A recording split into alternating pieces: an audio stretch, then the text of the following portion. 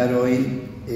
la resolución de un caso concreto de la Comisión Arbitral, la resolución número 7 del año 2023, entre la empresa Instagro, Sociedad Anónima, contra la Ciudad Autónoma de Buenos Aires. En este caso, la cuestión sujeta a debate está relacionada al artículo 11 del convenio multilateral, que se refiere a la atribución de los ingresos por parte de los intermediarios y establece que el 20% de los ingresos se debe atribuir a la jurisdicción donde está ubicada la sede central y el 80% a la jurisdicción donde están radicados los bienes al momento de la comercialización. Sobre este punto, la Ciudad Autónoma de Buenos Aires sostiene que deben atribuirse el 20% a la Ciudad Autónoma de Buenos Aires porque allí está radicada su sede central, y si bien reconoce que también hay una administración en la provincia de Santa Fe, considera que la sede central de la Ciudad Autónoma de Buenos Aires es el lugar donde se toman decisiones y donde está ubicada la administración principal de la empresa.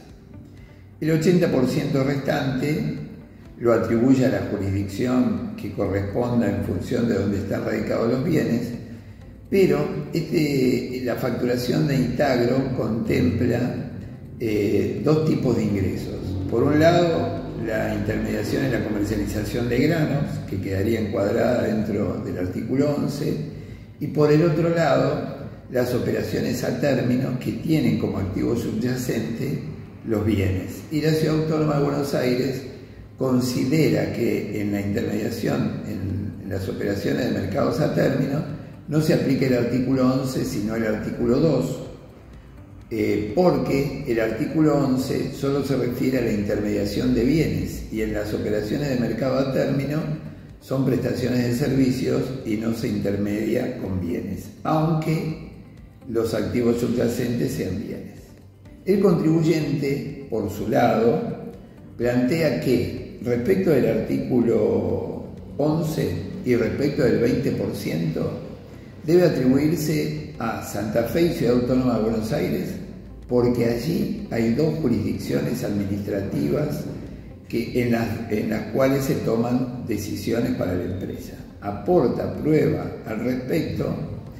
y respecto del 80% considera que todo va encuadrado en el artículo 11 porque siempre los activos subyacentes son bienes. Puesta estas consideraciones de ambas partes a resolución de la Comisión Arbitral, la Comisión Arbitral resuelve. Respecto del 20%, hace lugar al planteo de la empresa y dice este 20% debe distribuirse entre la jurisdicción de la Ciudad Autónoma de Buenos Aires y Santa Fe porque en ambas jurisdicciones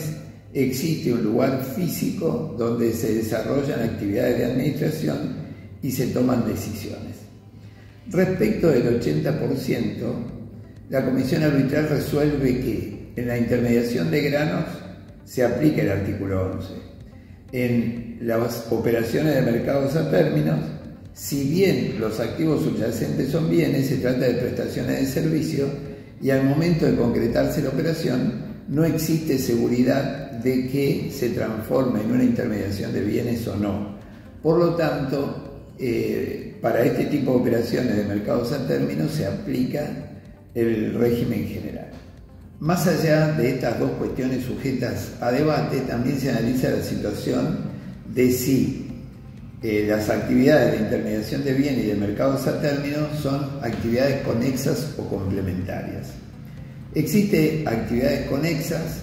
cuando un contribuyente tiene más de una actividad y cada una de ellas se desarrolla en forma independiente de la otra. En tanto que existen actividades complementarias cuando existe una actividad principal, una secundaria, y la secundaria existe y se puede llevar adelante porque existe la actividad principal. Es decir, si no existiera la actividad principal, no podría existir esta actividad secundaria a la cual se la designa como actividad complementaria. La Ciudad Autónoma de Buenos Aires dice,